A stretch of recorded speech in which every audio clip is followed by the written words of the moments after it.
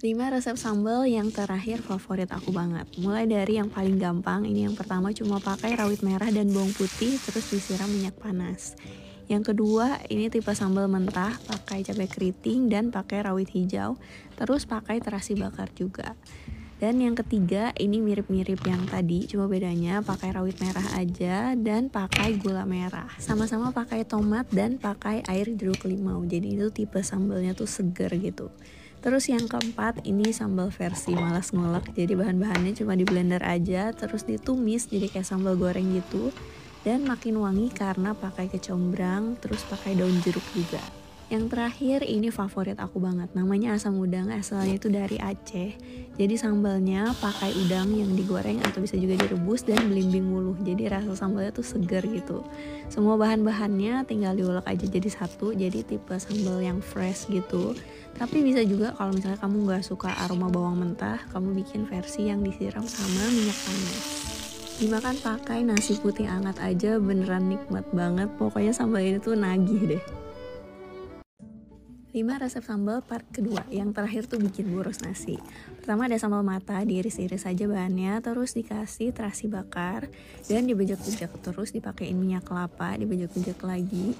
Nah kalau minyak kelapanya beku misalnya dari kulkas gitu, cukup dihangatin aja, jadi minyaknya jangan terlalu panas karena judulnya tuh sambal mata. Terus yang kedua ada sambal rebus, yang ini gak kalah sama sambal goreng.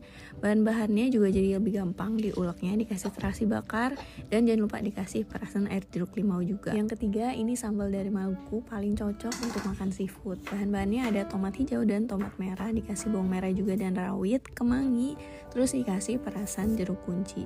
Nah itu paling cocok dimakannya barengan sama ikan. Bisa juga dibikin versi yang pakai kecap. Yang keempat pakai rawit merah semua, dan ini cabenya tuh mentah jadi pedasnya beneran nendang. Terus dikasih terasi bakar, nanas, dan gula juga supaya rasa sambalnya balance. Makannya barengan sama lalapan rebus. Terus yang terakhir ini sambal hijau, aku pakai cabai keriting dan pakai cabai rawit juga yang hijau. Dikasih bawang merah dan tomat hijau, sebagian diulek, sebagian lagi tomat hijaunya cuma diiris-iris aja. Terus aku panasin juga minyak, dikasih minyak kelapa sedikit, masukin daun jeruk, terus sambalnya yang udah diulek, dan langsung matiin apinya, dibumbuin, dikasih perasan jeruk nipis. Next, bikin sambal apa lagi nih? 5 resep sambal part yang ketiga, yang terakhir favorit aku. Nah pertama ada sambal dari Bali, bukan sambal matah, ini namanya sambal embe. Pertama panasin minyak, dikasih minyak kelapa supaya wangi, terus tumis bawangnya sampai garing kayak gini, terus lanjut lagi tumis cabai ditambah terasi. Nah biasanya udah cukup asin tapi bisa ditambah garam kalau kurang. Lanjut ada sambal pecel tapi bukan yang sayur pakai bumbu kacang itu. Kalau ini biasanya adanya di warung pecel lele kalau di sini.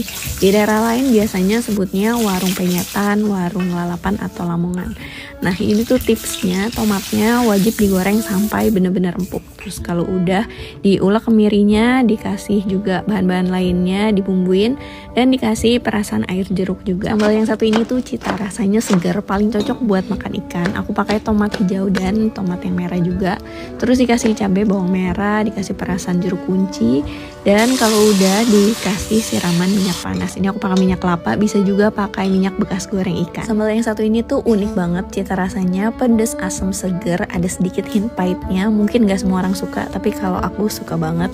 Pertama ulek dulu cabenya, dikasih terasi, terus ditambah gula juga biar balance rasanya, dan dikasih irisan jeruk nipis dengan kulit-kulitnya. Ini tinggal dicampur atau diulek sedikit kayak gini. Yang terakhir paling sering aku bikin, ini aku pakai terasi dari Lampung. Terus cabenya aku pakai cabai rawit merah, hijau, dan pakai cabai keriting juga.